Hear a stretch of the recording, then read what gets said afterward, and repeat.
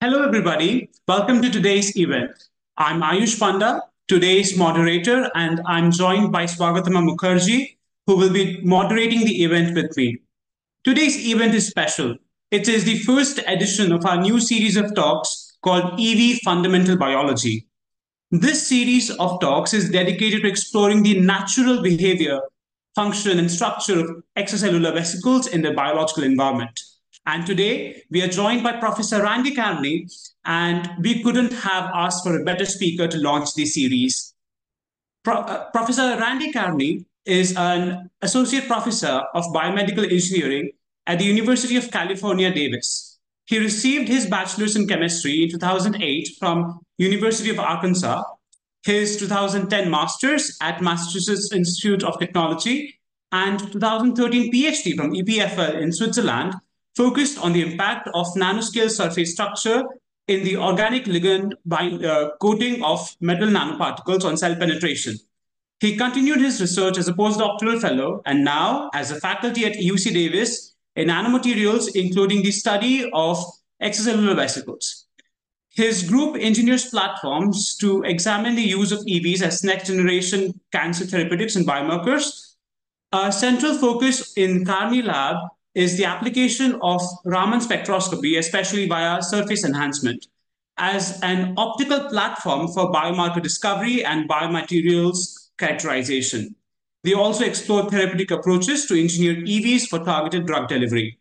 A theme connecting all research is the investigation of the broad heterogeneity of EVs across single vesicles, which could be exploited to build more accurate diagnostics as well as more potent therapeutics. Today, Professor Carney will share his insights from the ISEV annual meeting 2024, bringing us up to speed on the rapid advancements in this fast evolving field. I request the audience to put their questions in the chat box, or you can just unmute and ask the question at the end of the talk. Now, Professor Carney, the stage is all yours. Thanks very much, and I really appreciate the invite to be here. So I'm very thankful for you all to join me. I know that this is an awesome international event where we have people coming from all over the world to join us in all different time zones. So wherever you're at, I'm happy you're here. And I put together some slides. And if you happen to be at Education Day in Australia at the ISEV 2024 meeting, you'll have seen a flavor of some of these slides. And the premise is that we often are taking a reductive view of extracellular vesicles, or EVs. And I would argue that this is mostly to draw simplified cartoons and to sort of make our vision of how these complex little nanoparticles are working somehow more simple. But I think it's actually quite useful to embrace how they're complicated. And in the context of a lot of their known functions, I was, for the past year or two, and then updated since the meeting in Australia where there was tons of new information, have been trying to develop slides that sort of challenge how we conventionally think of EVs. And a lot of what I'll say may sound sort of negative in that, oh, we think they do this, actually it's more complicated. But I would urge you to think of it more positively. I think it opens up a lot of areas for improvement and interesting innovation if we sort of look at the complexities of EVs not as artifacts or things to improve or sort of ignore, but actually to embrace. So first, starting out, if you search in Google or other search engines the term extracellular vesicle or exosome, as they were previously known, you wouldn't be wrong to believe that they were all one thing: a unilamellar, perfectly spherical, homogenized 100 nanometer particle that has a unilamellar lipid membrane packed full of membrane proteins that carry soluble cargo, largely nucleic acids and proteins. In fact, almost any cartoon that you'll find in 99% of papers that mention EVs will have some schematic like this. And now this is getting especially reinforced with automatic renderings like BioRender and these things, where if you type exosome or EV, they'll provide you a simplistic cartoon like this. In fact, as we know, EVs are quite more complicated than that. First of all, they are extremely heterogeneous in size and in composition. We'll talk a little bit later about how they're also largely not unilamellar. And in fact, they exist in large part, and I would say this is quite unknown, exactly the mechanisms, as multilamellar structures. So with multiple concentric bilayers.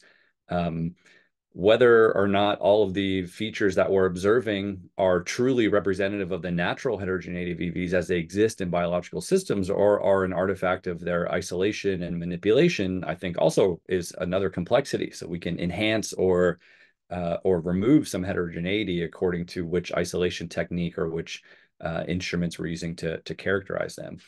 And as this review from Edith Bouzas's group in Nature Review Immunology shows this quite striking picture of the numerous ways that EVs can even originate from cells. And these are all the different known biogenesis pathways.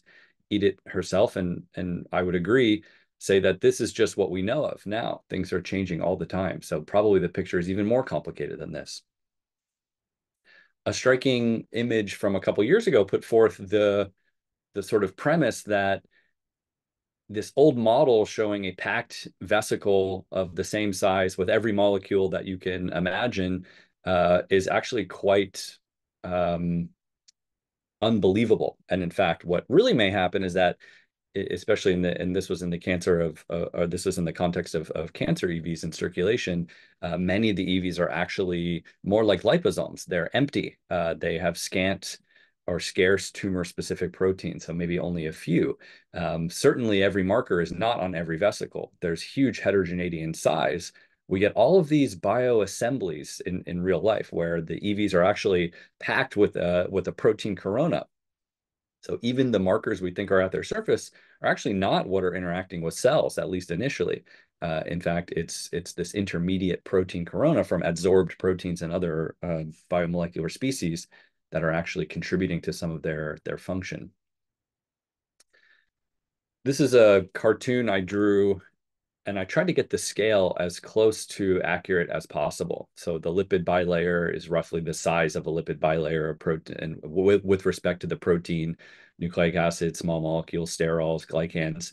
And what you see, it's pretty striking. The average size of EVs can range from around, the mode size, let's say, and we'll get into discussions of accurate sizing of EVs here in a slide or two, is roughly around 60 to 70 to 80 nanometer. That's their true mode.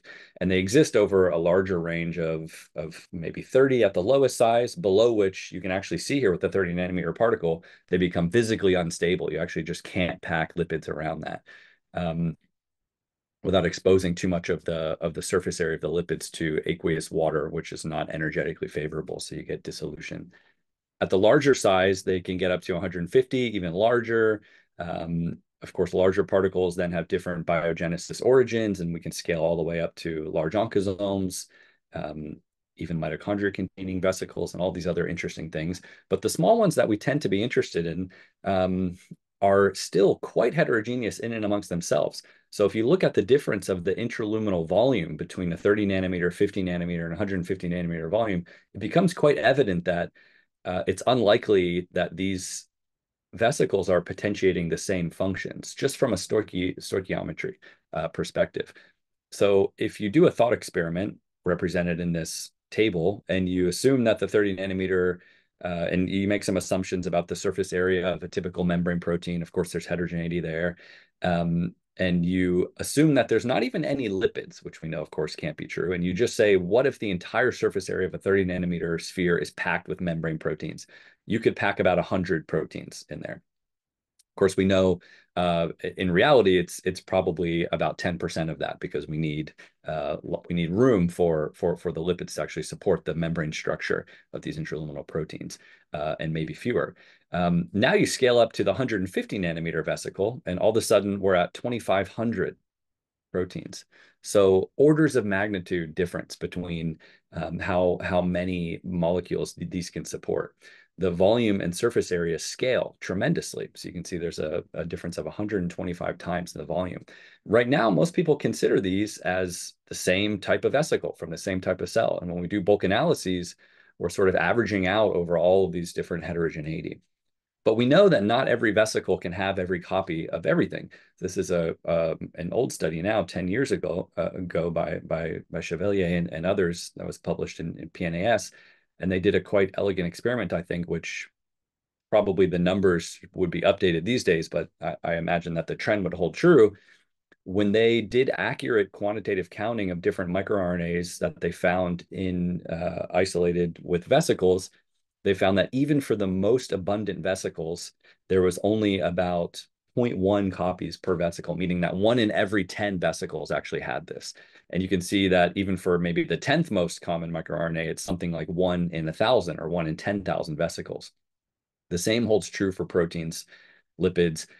Everything that you do bulk analysis on, you reveal hundreds or even thousands of those different type of molecules with bulk omics. But we know based on stoichiometry that every vesicle cannot hold this number of molecules each. So that implies that each individual particle only holds a very small subset of the total molecules. The premise of my lab and others in this similar area is that this is not completely random and that there is some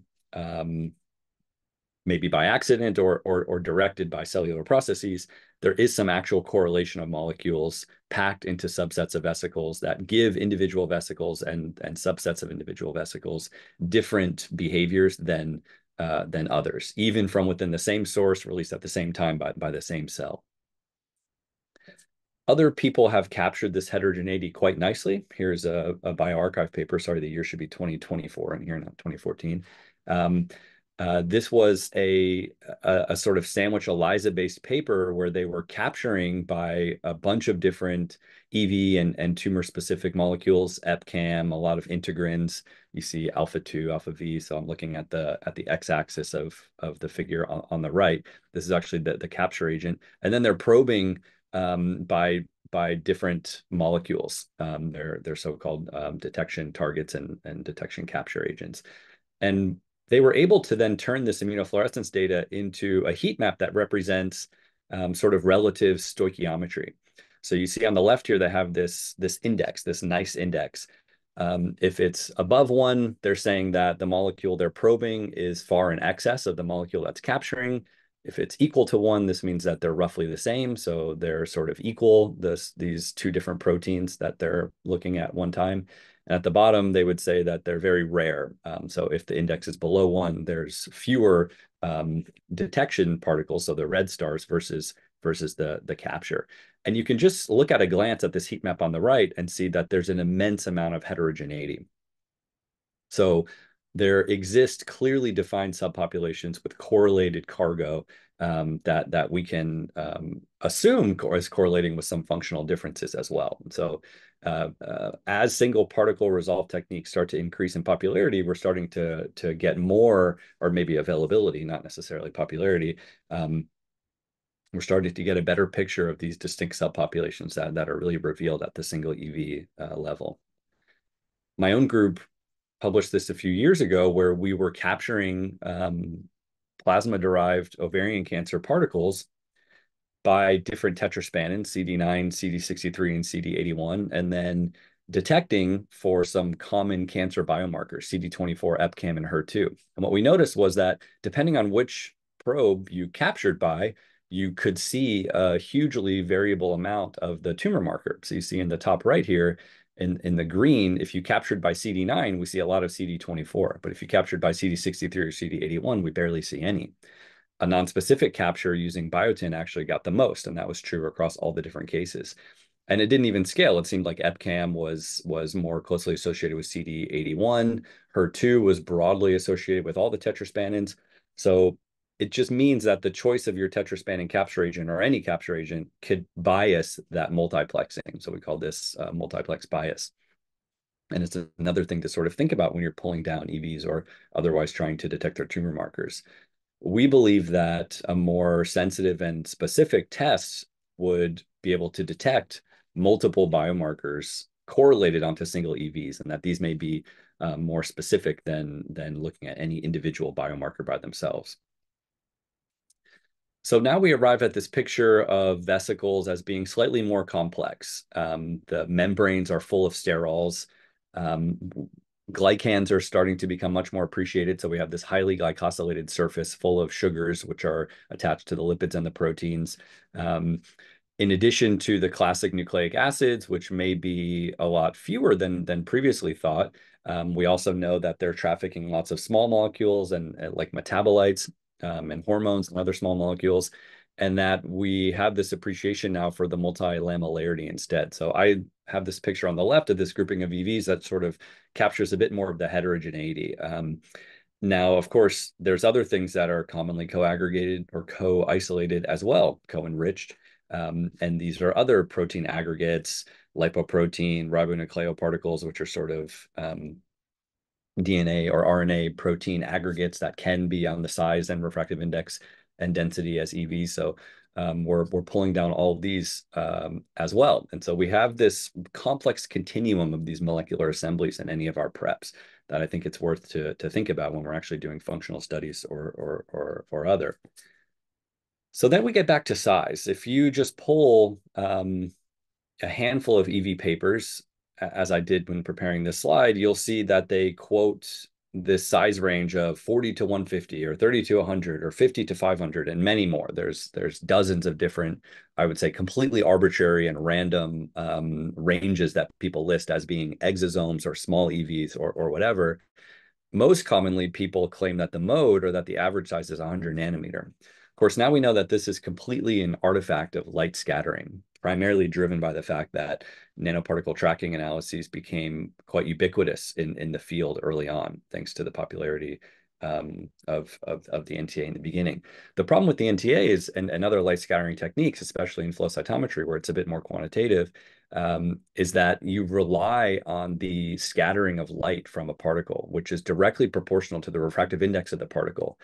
However, EVs, the smaller ones especially, or the less dense ones, as we'll get into a conversation of refractive index soon, just don't scatter enough light to be accurately detected by the camera, or within the sensitivity range of the camera, needing orders of magnitude to capture the dimly light scattering ones and the brightly light scattering ones. It's very challenging. That's because light scattering intensity is proportional to the radius to the 6th power. So you have this intense scaling of the scattered light, where a particle that's 5 or 10 times bigger will have 5 to the or 10 to the 6 times more scattering. And so modern cameras can't hold the dynamic range that's represented by the differences in EV scattering across this heterogeneous range. Practically, what that meant was that we started to see a bias towards around 80 to 100 nanometer, which is sort of the sweet spot for a lot of these detection. That's the sort of lower limit of detection sensitivity for most commercial NTAs. Now there's new ones. For example, the company Hyperion have NTAs based on light sheet microscopy, where they're reducing the noise and getting more sensitive cameras. And so there's improvements being made, certainly. But this myth has persisted that EVs are 100 nanometer. In fact, many people have shown, including us, and I'll show you some more evidence from unpublished work shortly, that the true mode is probably closer to 50, 60, 70 nanometer. And this is usually by counting quantitatively on transmission electron microscopy, or more ideally cryo-electron microscopy, where we're preserving the size and shape of the EVs as much as possible. And you see here on the bottom left that if you have carefully calibrated data, that this mode, this log linear scale on the y-axis with the linear scale of diameter on the x-axis, you see this very characteristic shape of EVs, which seems to be quite reproducible across different sources and cell types. So where does this idea of refractive index come from? Because it's still a huge issue. The basic idea is that light interacts with matter in unique ways. Sometimes you get absorption, sometimes you get refraction. Together, how light interacts with a material can be quantified in a physical manner by describing their refractive index. And this is how much of the light was refracted and attenuated for a given particle. And this is essentially a material's property of a different material. You can see here in this work by Josh Wells from a couple years ago and his team that you can actually model the refractive index of different particles using Mie scattering theory, which leads to these interesting sort of resonances where you get this kind of wavy pattern as you start to get smaller in vesicles and start to consider different angles of light scattering collection. So the geometry of the optical collection, the size of the particle, their refractive index, all contribute to different amount of light scattering. And you have to take these into account when you're trying to turn light scattering into size or into diameter. It becomes a little more complicated because, of course, EVs are not homogeneous isotropic materials, but instead they're membrane core structures. And as I previously alluded to, and as we'll get into shortly, actually they can have multiple shells, and the shells have a higher refractive index than the cores. The cores have different refractive indices depending on how many molecules are inside of there, how many proteins they have, if they're empty or not. All of our knowledge of turning scattering, usually side scattering, from flow cytometry or nanoparticle tracking analysis into a nominal size assumes that the particles have a constant or static refractive index. It assumes that every EV in the mix has the same refractive index. We know that this is not true. If you look at cryo-electron microscopy of different particles, you can look at the density of molecules as a surrogate for refractive index. I've highlighted two particles here in pink. This was data collected by Neona Lowe in my lab. I can see my keynote auto-corrected her name to Neon. It's actually Neona, but that sounds kind of cool. These two pink particles are the exact same size, but the one on the left is way more dense than the one on the right. It would have a much higher refractive index. So if we had light scattering from these two particles and we wanted to model the light scattering using Mie scattering theory and put that into a size, it would tell us that these two particles have different sizes because for one of these particles, the refractive index or both would be slightly off. And you can see even more complicated things happening. In yellow or orange, these kind of other arrows, you can see other strange events. In the bottom, you see a very small, very dense particle that has no obvious lamellar structure at all. In the top one, you can see a interesting multilamellar pattern where the inner vesicle is quite dense, and then there's another small inner vesicle which seems empty, and then they're all surrounded by a third vesicle. On the bottom right, you can clearly see glycocalyx and different molecules that are adsorbed or covalently attached to the surface of the particle. All of these different morphologies are highly affecting refractive index. In fact, in a follow-up to that paper, Josh later measured the spread in refractive index across EVs by combining flow cytometry data with resistive pulse sensing data from the Spectrodyne NCS1 instrument. And on the bottom panel in E here, you can see that there's actually a spread in refractive index going from 1.3 up to about 1.55. And this is just of the core, not necessarily even reflected by the heterogeneity of the shell on top of that. And so assuming a constant refractive index is a big issue right now because it's making us unable to accurately detect the size of particles by using flow cytometry and nanoparticle tracking analysis. As you'll see as I move through these slides, I'm not proposing solutions. I'm just telling you the state of the issue as it were. So these are problems for all of us to think about and solve. Now, how about multilamellarity?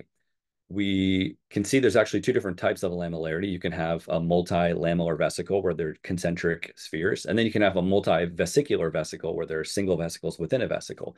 We see every combination of all types of these, usually on Twitter by people posting interesting photos like this alien here on the right, where presumably this is something that actually came from a real biological source. I'll get to that shortly of whether these are made or whether these are artifacts of drying or other isolation, but they're quite striking. Ken Whitwer's lab and John Hopkins, led by the first author Broad here, or Broad, I'm not sure how to pronounce that, actually put forth a quite intriguing review last year, speculating on different mechanisms that cells may actually be purposely forming multilamellar EVs rather than unilamellar, and that these might actually be indicative of some specific cellular processes. Needless to say, these, if you get into the literature of cryo-EM of exosomes and extracellular vesicles, you see all kinds of dynamic structures. And there's excellent papers already from almost 10 years ago where people are quantifying these. And it's a non-zero amount of particles. And maybe some of you have been doing cryo-EM and you may be ignoring some of these weird structures and focusing instead on your sort of maybe being biased by our expectation for looking at single unilamellar dense sort of vesicles. But I would encourage you, if you're doing this type of work, to actually assess what is the percentage of vesicles that you're seeing that truly look like that. In the past couple years, my lab has been trying to quantify this over many, many sources. And in the bottom right is sort of a picture that we think is pretty accurate from independent of source. So when I say that, I mean from bioreactor scale cell culture EVs, from flask culture EVs, from multiple different human biofluids such as saliva, blood, urine. We see a similar trend, which is that actually most of the smaller particles, as you see in green, it's the highest count of particles and the smallest size, so under 100 nanometer, tend to be circular and unilamellar. So what we would typically think of that cartoon as EVs. But there is a significant amount that are non-circular and unilamellar, as well as circular and unilamellar, and also non-circular and multilamellar. And you can see all of those represented in that figure above. Altogether, you see that we start to recover this log linear mode of 60, 70 sort of particle distribution, which I described. And it's not an artifact of isolation. So there's some elegant work from some groups that were using SEC and ultracentrifugation and then density gradient ultracentrifugation, and they see similar trends of different eccentricity or non-circularity amongst these particles, and including multilamellarity, which I didn't show here. So it's not that high ultracentrifugation speeds are causing particles to aggregate or fuse or something like that. Certainly that could be happening to some extent, but you see here the agreement in size and shape independent of isolation methodology is pretty striking. So this seems to be something real about their biology. So let's move on to stability, because this is another sort of, I would say, myth that needs to be addressed. So even in ISEV2023, and I'm not trying to throw shade on this, I'm one of the authors of this, and certainly was okay with the statement at the time that we reviewed it, and have since, with some anecdotal evidence in my lab, started to come around that actually this may not be true. The idea is that we should be using detergent lysis to as a positive control for EVs, sorry, as a negative control for EVs. And the idea is that how do we really know that the function of our vesicles in a given experiment can be attributed to the vesicles themselves and not to some other co-contaminant? Well, the thinking goes, especially like, let's say a fluorophore is loaded in the system. How do we know that fluorophore was in the EVs and not just co-isolated or on some other particle? The thinking is that you add a detergent and you lyse all the EVs. Then you repeat the assay. And if you still see the function or the color, then you can safely assume that it probably wasn't the EVs and that it was something else. In fact, in my lab and in other labs, we find that some population of EVs are strikingly resistant to lysis degradation based on detergents, and that we need extremely high and aggressive protocols to fully dissolve all of the particles in a given preparation. And that even with, and this is actually other work in the published literature, we haven't published our findings, but we found something very similar, that 0.5% Triton does not lyse any particles. And that even with 0.5% SDS, which is considered very harsh, you still see a lot of particles left over. that look like EVs based on all of our conventional metrics, including cryo-EM and looking at their structure. So does this mean that there are some small percentage of subpopulation that are detergent resistant? Is this a different type of material? Or I would put forth another hypothesis, which is actually that we're making particles based on detergents. So in other fields, detergents are used to stabilize proteins and small particles. So they use detergents to extract particles from cell membranes and other cellular materials. You can see in D here down in this cartoon that detergents are very useful in stabilizing nanoparticles. So the act of detergent lysis could actually be creating new particles. So it's complicated. This was very striking data that I learned at ISEV2024, which was troubling to say the least. Let me walk you through it. So the idea is that you're isolating EVs from blood. This is from a blood lab in the Netherlands. Britta Bedden is the author of this paper. And what they found was if you isolate EVs from blood and you run them through conventional platelet counters that you would have in a typical blood analysis lab, the number of platelets is below the detection limit and you see nothing. You would safely assume, and I think we all do that when we isolate EVs from blood using SEC, you see that you've removed every cell. I don't think any of us are thinking that we have over. What they found doing flow cytometry of very stringently isolated EVs is that there is, in fact, a small number of cells left over. A few dozen, maybe a few hundred, typically thought of as insignificant compared to the trillion of EVs or more that they have. But with careful experimentation, what they found was that even this tiny number of platelets, which was left over in their EV prep from using field standard methods, that volume is so large that it holds the equivalent content of microRNA to the entire EV prep from that volume, which I'm sure you can imagine is problematic because this could mean that everything we're measuring in terms of microRNA content inside of EVs could be attributed to a tiny number of contaminating cells that remain through the isolation process. No solution, just moving on. How about lipoprotein? We're often thinking that lipoprotein is a contaminant, right? We need to get away lipoprotein and purify EVs. New work from Sarah Bussato and her colleagues provided some striking evidence that actually lipoprotein associates with EVs in an extremely specific and strong bond. And other work is indicating that lipoprotein associated with EVs may actually be dictating things like blood-brain barrier trafficking and other things that we commonly ascribe to EVs, which I'll get to in a minute, meaning that lipoprotein could be part of the secret sauce of how EVs are potentiating different functions and not some contaminant that we need to get rid of. And that in complicated solutions similar to the protein corona, these might actually be part of the functional unit. Stripping them away might actually be a problem.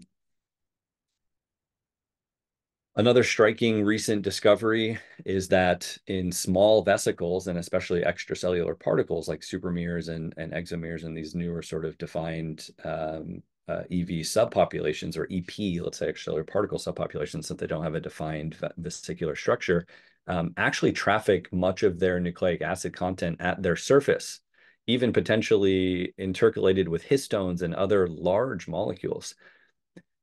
Some early work in the EV field exposed EV preps to nuclease activity, then measured, then sequenced them and found nucleic acids, and perhaps incorrectly assumed that that meant that the nucleic acid cargo must be on the inside of the particle.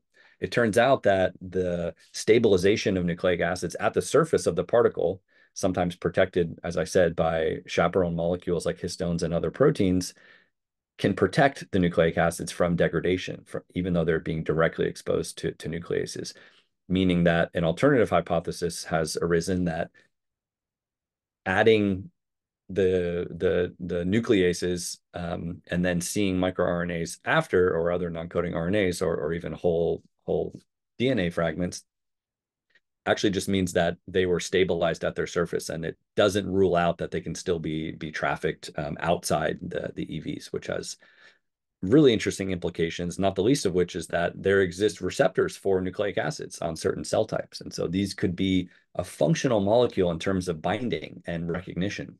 not just potentiating internal function. I've been interested over the years to think about what the concentration of EVs actually looks like in the blood. So on my way to the meeting in Australia, on this insanely long flight from the US, something like 16 hours, rather than working on my talk or working on anything maybe productive, even though this turned out pretty cool, I was trying to code this little animation in Python, which now I really love. And the idea is I tried to look into the literature and find as accurately as I could the reported concentrations for the different components of blood and then their relative sizes. And then I made them as little spheres and overlapped them using their Brownian motion by according to some fundamental laws and Stokes-Einstein equation and things like that.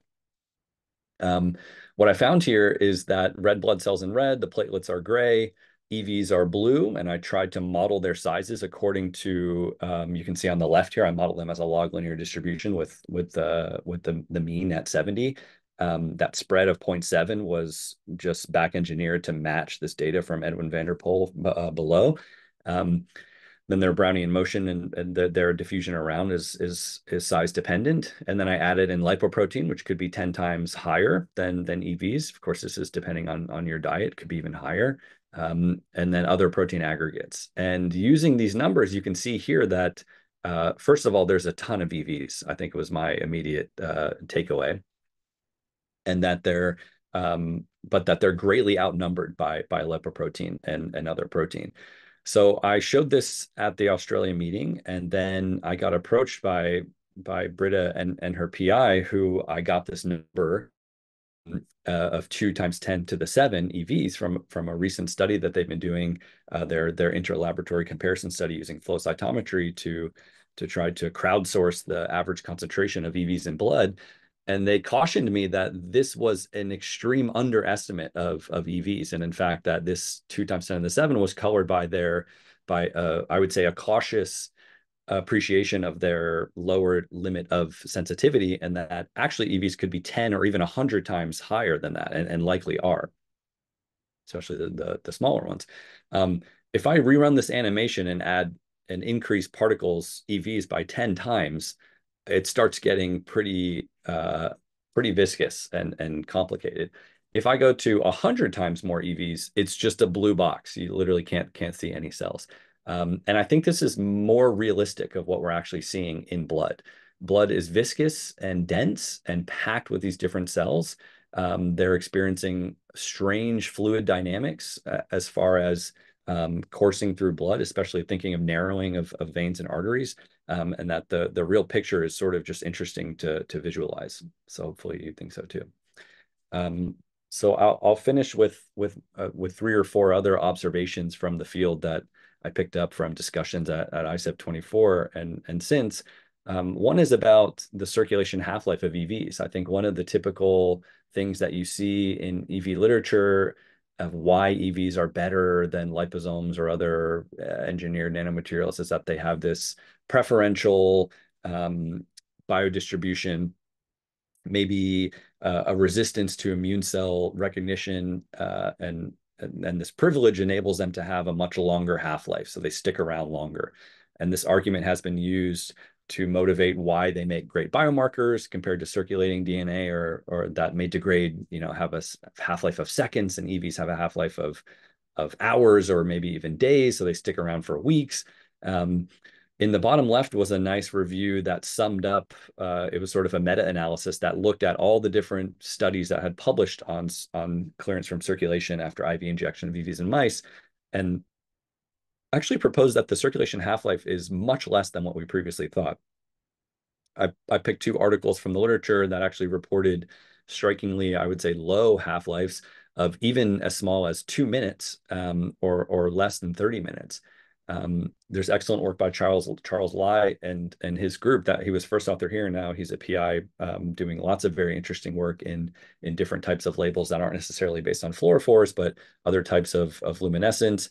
And they're finding that a lot of what we're thinking about the long half-life of EVs can be explained by the fact that we're actually tracking the dyes and not the EVs themselves, and that EVs themselves may actually have an extremely short half-life of seconds to minutes. Half-life meaning they're decreased by half within that time. So it's not that all EVs are cleared within 2 minutes, but half of those are cleared in 2 minutes, and then another half after 2 minutes, and another half. So you have this exponential decrease, and certainly within a few hours that the EVs would be totally cleared from systemic circulation, which is actually what we see in lots of our animal work as well. Not to say they're not then taken up into tissue and then live a longer life there, but certainly they're not persisting in circulation for days, as is commonly quoted in the literature without citing.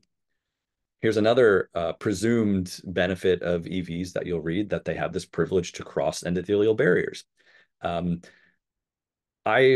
not going to call them out here, but I've found 10 reviews that were published in 2023 or more recent that said EVs, and these are in quite high impact journals, that EVs can cross the intact blood-brain barrier. And only one of them listed an actual citation, and this was to another review that said this and then didn't have a citation. My group is very interested in brain trafficking of EVs, and especially engineering EV mimetics to do that. And so we dove deep into the literature to find the evidence in the primary literature that EVs can cross the blood-brain barrier. As of when I made this slide almost a year ago, there were 2 studies, just 2. One of them was in vitro, where they were looking at breast cancer EVs passing through a single endothelial barrier on a transmembrane device, and only one was actually in vivo, and that was in zebrafish, and they're using these genetically engineered TD tomato sort of vesicles. And you see a couple pieces of red here, certainly, in some of these cells, but I would say that this is hardly evidence that EVs are definitively crossing an intact blood-brain barrier. So again, this is something that is not even cited now and just presumed to be a behavior of EVs that I would say is not well supported in the literature. And I'm certainly not saying that these findings in these papers are false, but I think you could agree that to make such a statement and assume that this is going to hold true into human medicine is going to take a lot more evidence than these early studies, which are quite groundbreaking. But I'm not sure that I'm convinced. The ECM, there's another really complicated picture of cells and tissue that we rarely think about, and that's that cells don't exist in a vacuum. They're secreting extracellular matrix and are suspended in a net of protein that can have very small pore sizes. My group was lucky enough to be in support of this nice study from a collaborator, Steve George, who was working on modeling the ECM for many years, and sort of figured out that depending on what is on the surface of the EVs, they experience the extracellular matrix as another biomaterial that they have to move through, bind to, degrade, move around, get stuck in, have to get released, and that it's not just interstitial intercellular space that's freely diffusing, like the animation I showed you in blood earlier, and that this is an active biomaterial which can be sequestering EVs and then releasing them. At ISEV2024, there was lots of interesting work done on matrix-bound EVs. So thinking about EVs being stuck to the matrix as a new independent biomaterial that can have additional functions than the EV or the ECM on its own. So I think this is also a really interesting emerging sort of field. In a lot of these ECM, different types of proteins, and the ECM is different in different tissues. It's different in the brain than it is in the breast, and different things like that. But the different integrin expression we found in this study was dictating how EVs were actually moving through the ECM, and that this changed as you got to different breast cancer cell types with a more aggressive phenotype. One thing I'd like to throw out there is there's, as my group has expanded past EVs and started to think about other type of nanoparticles with a similar headline, they're heterogeneous, they potentiate all these biological functions, they're hard to characterize, and that's nanoplastics. As I'm sure most of you are aware, we're experiencing lots of plastics in our daily life, and we're largely ingesting them through the food chain. We're inhaling them from for example, tires, the friction of tires against the road is leading to a high concentration of nanoplastics in the air around busy roadways. All these different other ways. Ocean spray, so plastic in the ocean, and then the ocean crashes against the shore, and this is aerosolizing particles, these plastic particles all around us. And it's very convincing with mounting evidence that we all have a lot of nanoplastics circulating inside of our blood and inside of our tissues. It turns out that nanoplastics are quite common to us, because if you use 100 nanometer polystyrene to calibrate your flow cytometry, or Raman like we do in our group, these are primary nanoplastics. So it's one and the same. Interestingly, if you go into the nanoplastics literature, you'll find evidence that nanoplastics cross the fetal barrier, they cross the microglia, they cross the blood-brain barrier, they activate microglia, they have a huge role in inflammation and immune system reaction. So maybe some of you think that this sounds exactly familiar to the papers that you see on EVs, and I would argue that's true. If you believe some of the quantifications of nanoplastics in blood, you may not be surprised that nanoplastics may outnumber, for example, tumor EVs circulating inside of the blood. So again, a problem without a solution, but we may be seeing these nanoplastics in our NTA data, in our flow cytometry, on cryo-EM. So it's just another thing to sort of think about. Finally, I'll get into stoichiometry. I think this is really interesting. There is a paper by Yu-Chen Lee that came out in 2020. They did some convincing RNA analysis, sequencing of EVs and tissue of many different types. So all the different blood cells, many different types of tissue. Then they looked in blood and tried to actually measure what is the amount, the percentage of tissue-derived EVs that are actually circulating in blood. And they came to a tiny, tiny fraction. So they basically said that 0.2% of the tissue-derived EVs, or of all the EVs in blood, were actually from tissue-derived, which is quite low. Sorry, I think there's actually 0.064% that were from any given specific tissue. So that means in a billion EVs, right? So 10 to the 9 EVs in 1 ml of plasma, you have maybe around 10, 12,000, which are actually from any given tissue, which is not zero, but it might be a lot less than what you were thinking. If now you're thinking that this data I showed at the beginning, that a given microRNA is at every 1 in 10,000, you may only have one copy of a given microRNA in an entire mil of blood, okay? And so to detect that, you would need to get a perfect 100% recovery. So it starts to make biomarking, especially in early stage disease, seem quite difficult, which it is. And this is a sort of slide or premise that's stolen by Ken Whitwer, who presented at ISEV 2024, that I asked him if I could include in this talk as well. He never replied, so I assume the answer is yes. No, actually, he said yes. And he had this interesting analogy or interesting sort of premise, which is building on some recent papers by Oscar Stouffer and his group, which is that EV doesn't really make sense of how we think of EV. So given that they have this tiny intraluminal volume, we're often thinking that EVs are released from some primary site or injected into an animal or human from us as engineers. It targets some particular cell, it dumps an intraluminal cargo, and it explodes, right? And it potentiates this big function inside the cell, it delivers this cargo, and the job is done. In reality, the intraluminal volume of EVs is extremely small compared to the cellular volume.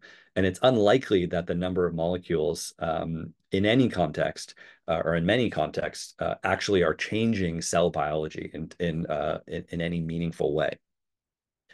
So if we look back at here again at sort of all the EVs in the blood and the total volume that they provide. This is from Oscar Stouffer's paper, which is called Membranes on the Move. If you haven't read this, I highly recommend it. It's a very interesting thought piece. It's quite short and readable, and I think extremely provocative.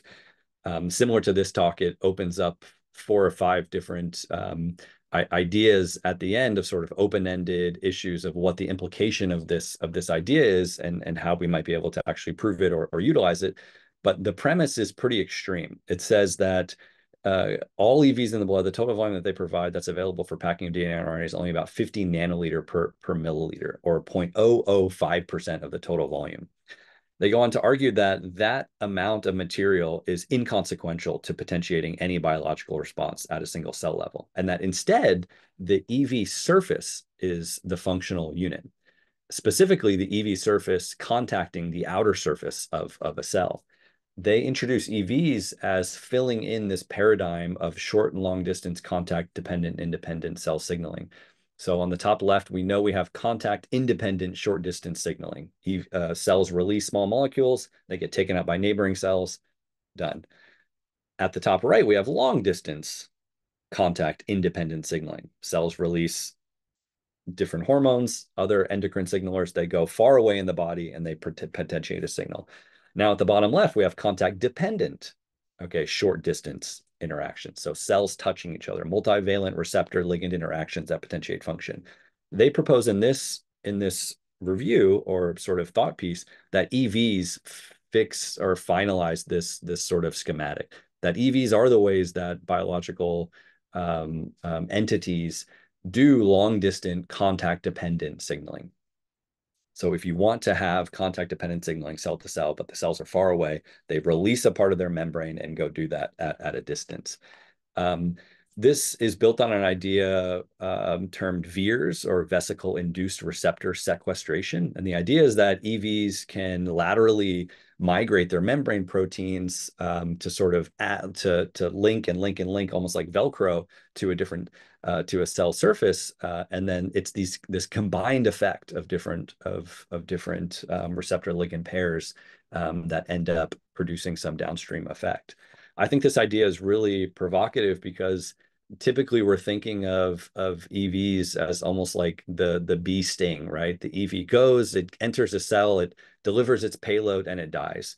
In reality, EVs may be more like these pollinators. So they're non-destructive. They're bouncing off of a cell. They're sequestering different receptors. They're inducing some downstream potential, and then they're leaving to go do this to another cell and another cell and another cell. I think there's very little direct evidence that this is true. It's certainly very little direct evidence that it's not true, but I find it a really interesting premise that would be fun to explore in a lot of different contexts. So if you're interested in this, I would encourage you to think creatively about how you can contribute to showing that this is true or not true in different contexts. I'll finish with one slide that is less on provocative stuff about EVs and just more about my observed trends from the ISEV2024 meeting, in case you weren't able to make it. There was a large focus on biomarker discovery and development, as most of you and many of you are probably working on. I noticed that there was quite striking evidence that definitively show that EVs are certainly being transferred from the brain to the blood.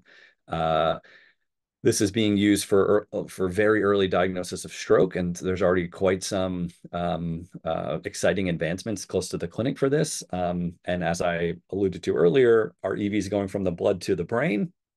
Lots of people actually questioning this, the effectiveness. Not to say that it's not happening at all, but it's certainly not as ubiquitous or as clear as you might imagine. Still a huge focus on cancer detection, and many talks and posters specifically looking at the use of urinary EVs, which I think was interesting. There were quite a few number of new advanced detection technologies which were introduced, including awesome optofluidic lab on a chips, where you're isolating and analyzing EVs in tiny little chips that can be very suitable for point of need. Gina Co showed off this double digital assay where they were measuring single numbers of molecules on single EVs, which I think is getting close to sort of the holy grail of characterization that we need to really assess this heterogeneity of EVs. Interestingly, there was a lot of, I thought, quite interesting talks about harnessing EV biogenesis and regulation. So thinking about actually upstream modification of how EVs get generated to drug the EV pathways themselves, rather than reacting to EVs, to actually have reactive interventions that alter EV production, which I think is an interesting angle. A lot of interesting talks expanding past mammalian typical EVs and looking at bacterial EVs, these matrix-bound vesicles that I mentioned, migrasomes, so cells when they're migrating and leaving behind matrix-bound vesicles, which I also thought were interesting. And then I always, as my lab is largely working in translational diagnostics of EVs, I always like to try to think about where we are as far as that pipeline. Certainly, most people are agreeing that EVs have a role to play in as a universal diagnostic tool in oncology, and that there are already starting to be some successes in Australia and China of actually EV products which are in the market and being used to already diagnose cancer, which I think is pretty exciting and a sign that we're advancing and getting closer to real applications of EVs in this field. So I'll stop there, and I'm happy to take any questions if there's still a few minutes left. And certainly, I'd be happy to connect with you after if you wanted to follow up. Thanks very much. Thank you, Dr. Carney. It was an excellent talk and very informative, actually. So you made a very good presentation to firstly elucidate that these are the various points which the field needs to still cover and get more information about, which as an entire field, I feel we really need to talk about that a little bit more rather than jumping into the problem of the particular projects that we're working on. We do have some questions from the audience, so I'll be just reading them out quickly. So the first question is, I have a question about nanoplastics in our EV samples. When measuring those samples on NTA, nanoplastics could be partially mistaken for EVs. That is the case, would we not see that in cryo-TEM microphages of the same sample? Micrographies of the same sample, sorry. Absolutely. And I think we do see that. And so I would challenge you to look at any image of cryo-EM from human biospecimens, so blood, CSF, other things, and you'll see tiny, dense aggregates. So primary nanoplastics, like perfect spherical 100 nanometer polystyrene that we use, are not the plastics that we're being exposed to through the air and through our diet. They're more crenated. They're naturally broken down by UV radiation and other enzymatic processes, and so they look craggly and messed up. I think we're often seeing these, dense aggregates in TEM and thinking like, oh, that's some stain or some protein aggregate, and similar in cryo. It could very well be that some of these, in part, are plastics, and certainly we haven't definitively proven that, and I think that's a really interesting area to explore. But that's a potential. I agree, we would see them in cryo-TM, and I would argue that we probably are. All right. So the next question is, considering the half-life of EVs in circulation and their clearance within hours, would you recommend incubating the cells or organisms with EVs for a shorter period of time than usual in cell-to-cell crosstalk studies rather than for 24 to 48 hours? Yeah, definitely. I think it's tough. There's so many when you're doing in vivo assays, you're limited, right? We naturally need to reduce the amount of animals that we're using for these studies. I think we can all agree from an ethical perspective that that's true. That you can't do everything, and so now I think it would be quite irresponsible to say, let's just add 5 more time points to every experiment that you're doing and to get this. But I think deeply thinking about the nature of what you're trying to accomplish in vivo, and maybe doing some ex vivo studies on stability and other things would certainly probably improve some of the outcomes. And sometimes 24 48 hours is fine because you're waiting for the biological response. So it's not that, I would say if you're trying to look at EVs directly in circulation after 24 or 48 hours, it may not be that useful. But they may have a short half-life because they're getting into tissue, and then it takes some time to potentiate some therapeutic efficacy or response. And so then waiting longer times is appropriate. Is there any difference in the half-life of the EVs if you're looking at healthy cells-derived EVs versus diseased EVs? Great point. I don't know. That would be really cool to look at. Yeah. Okay.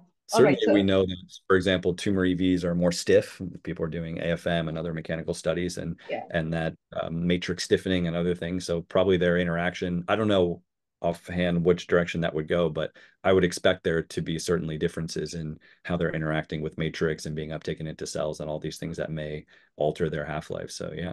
That will also be a variable to look at the size as well, right? Because like you showed in the previous in one of your Absolutely. TEM images, right? So it would also factor in over there that if you have a GBM EV or from a GBM cell derived EV or a normal healthy EV, it could, depending on the cargo as well, it could have a different size readout. So that's Absolutely. okay. Yep. All right. Okay. And yeah, the next question is, are there any specific molecular biomarkers or signature that can unambiguously identify EV subpopulations? And yeah, there's a part two to the question. Is it possible to develop a technique for single vesicle analysis to understand the cargo heterogeneity within a population of isolated EVs? Yeah, absolutely. And there's already, we're getting close. So there's lots of interesting assays that people are doing at single vesicle level based on digital assays or droplet sequestration. Certainly things like super resolution microscopy, and other optical techniques. There's nano gold labeling for cryo-EM where you're sort of directly looking at them. All of these have a lot of caveats and are difficult, often expensive instruments and techniques to carry out. But you sort of crowdsource an understanding of the EVs by considering lots of different modalities at the same time. So there are single vesicle techniques which are looking at cargo heterogeneity, and I think they're just improving and getting better and better. And I don't think that exists yet, the one that we can define or may never exist that you can say, here's this number of these individual molecules in this individual EV. And at the same time, I can tell you its size, multilamellarity, shape, and refractive index, and then what their sugar content is, and then exactly the copy numbers of the RNA. Like that doesn't exist yet, and may never. But certainly we have to put this picture together by understanding limitations of detection sensitivity and the appropriateness of different technologies. Specific biomarkers that can identify EV subpopulations. Sure, I think there's a lot of work now in using, for example, phosphatidylserine as a more generic marker of EVs. Because of the serine, you can develop antibodies against it, like TIM4. So starting to see a lot of commercial applications and in the literature of using TIM4 to pull down EVs instead of tetraspanins, which may be a little bit more unbiased. I would still say biased, because I think the key word in this question is subpopulations. There certainly doesn't seem to be a putative marker which is on every vesicle. And as I stated in the beginning of the stoichiometry, it's not reasonable to expect that there ever will be. I think there are probably lipids like phosphatidylcholine, which are common across most EVs, but it's not possible to raise antibodies or specific molecules against those, which is a different problem. And then there's tons of biomarkers for specific EV subpopulations in terms of cancer context and other things. But I guess that's probably not what this question was getting at. The last question from the audience, I think, would be my question is about EV morphology. Are they always are there always a lipid bilayer? Because when I tried to confirm with TEM, the layer was not clearly visible, but the Western blotting confirmed the presence of CD81, CD91 or 9, CD9, sorry. I would also like to hear your recommendation for which parameters should be considered to discriminate tumor-derived EVs and non-tumor EVs, morphologically or cargo. Yeah. Hey, Colin. Hey, Anna. I'm reading the chat as you're going. Yeah, I think no, not all EVs should have a lipid bilayer. Certainly, we now know a large body of extracellular particles. These tend to be smaller, supermirs, examirs, around 50 nanometer or smaller. In every prep we've ever looked at of EVs, we would expect to see a large amount of particles which have a definitive delimited bilayer in TEM. So it may be in this particular case an issue with in my experience, actually doing TEM of EVs is very hard at the beginning. And one of the main sort of inflection points where I feel like you've arrived at studying EVs when you can make consistent TEMs with a lot of particles in the field of view. Certainly for me, that took a couple years back in the day. So if you're seeing things like CD81 and CD9 on Western blot, that's a good indication that you probably are getting enriched for EVs. And so I would probably say to go back to the TEM protocol. All right, I do have one last question. So if we are to prioritize which knowledge gaps in the field we need to address first in order to develop the pharmacodynamic studies and understanding of EVs, what would you pick? Like which problems do we need to first tackle in order to get more clarity on EVs as of now?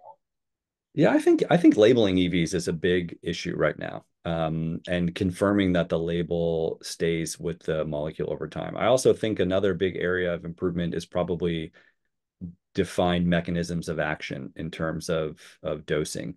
So in an ideal dosing sense, you would know that X protein or XY gene are actually giving this are actually potentiating the biological effect in a given functional assay.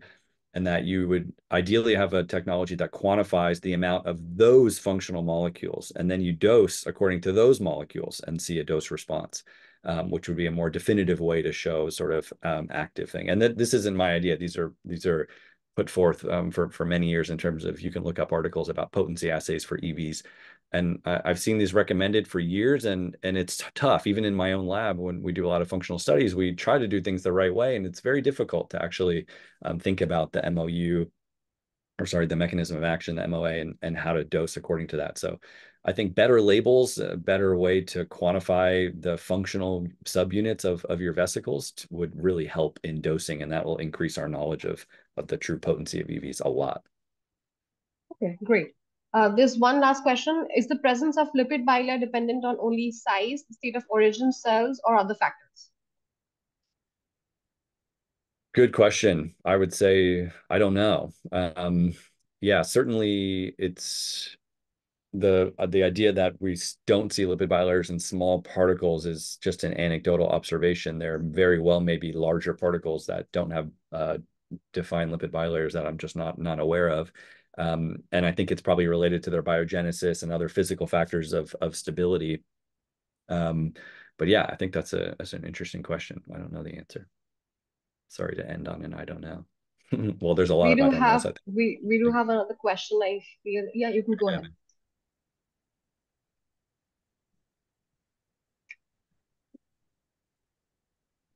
I think And yes, someone this has their, recording yeah. this recording will be on YouTube, Devin. Good to see you. Yeah. So I have a little announcement, but before that, I just have one quick question, last question.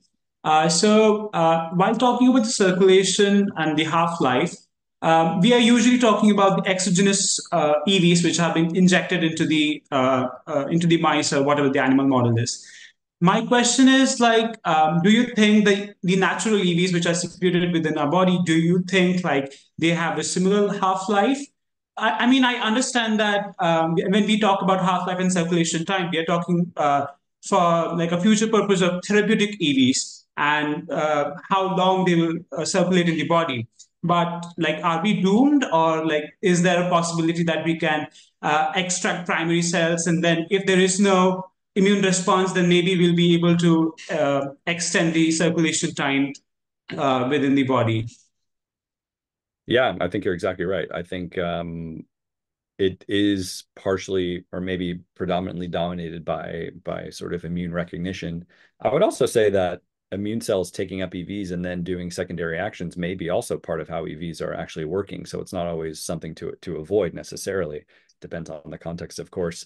What is the real circulating half-life of endogenous EVs of a person's own tissue, I think is a really outstanding question that has not been definitively answered and needs tool development to do something like that. So maybe you guys will be the ones to actually Yeah. to that question. But to my knowledge, it's also not known. Yeah. You might assume you have a higher circulating half-life of your own EVs due to that immune privilege of self-recognition, but I don't know. Yeah. Something to do for the future. Okay, so everybody, we do have a very quick announcement. For that, I'll share my screen. Please hold on for a moment.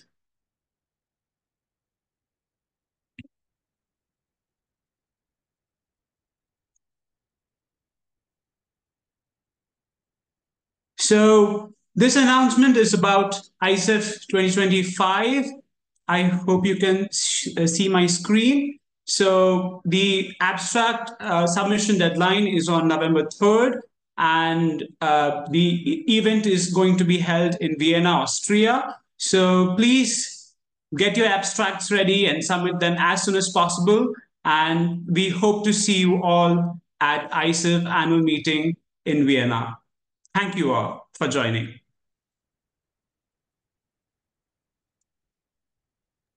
Thanks, everyone. Thanks again for the invite. Thank you so much.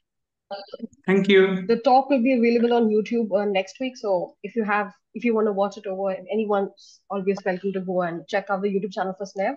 And yeah, have a good day, everyone. Bye. Bye-bye.